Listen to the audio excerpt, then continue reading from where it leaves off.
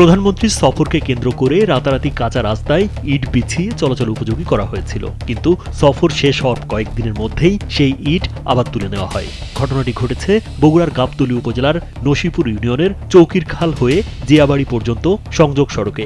সামাজিক যোগাযোগ মাধ্যমে রাস্তার ইট তুলে নেওয়ার ছবি ছড়িয়ে পড়ার পর বিষয়টি নিয়ে শুরু হয়েছে ব্যাপক আলোচনা সমালোচনা। স্থানীয়দের অভিযোগ, দীর্ঘদিন ধরে গুরুত্বপূর্ণ এই সড়কটি সংস্কারের দাবি থাকলেও কাজের গতি ছিল অত্যন্ত ধীর। তবে প্রধানমন্ত্রী তারেক রহমানের সফর ঘিরে কয়েক ঘন্টার ব্যবধানে কাঁচা রাস্তা ইট দিয়ে ঢেকে ফেলা হয়। আনুষঙ্গিক কিছু কাজ সহ এতে ব্যয় দেখানো হয় প্রায় 10 লাখ টাকা।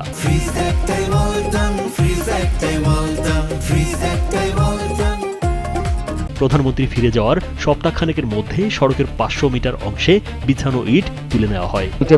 পরে তারেক রহমান যাওয়ার পরে সেই ইটে তারা তুলে চলে আসে। সে তারেক আসার যাওয়ার পরে সেই ইটগুলো তুলে নিয়ে গেছে, মাটি যাবার অপেক্ষায় তারা বসে আছে।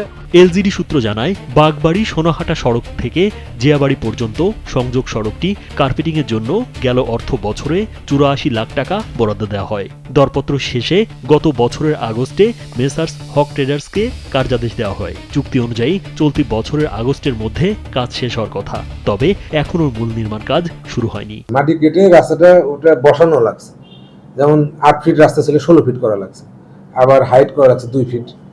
তো এই মাটিগুলো না বসা পর্যন্ত বক্স কাটা যাচ্ছে না। স্থানীয় ইউনিয়ন পরিষদের চেয়ারম্যান জানান, গুরুত্বপূর্ণ সফর উপলক্ষে ভাড়ায় ইট এনে সড়কটি চলাচল উপযোগী করা হয়েছিল।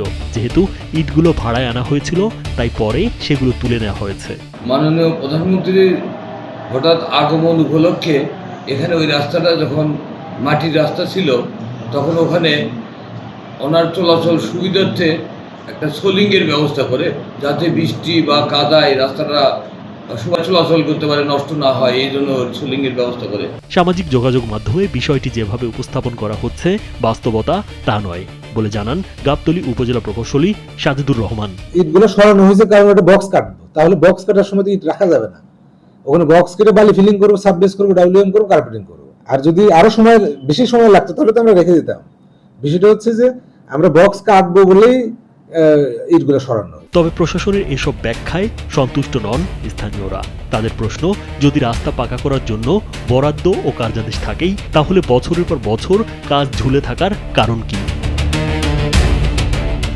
রাজীব বিশ্বাস, কালবেলা।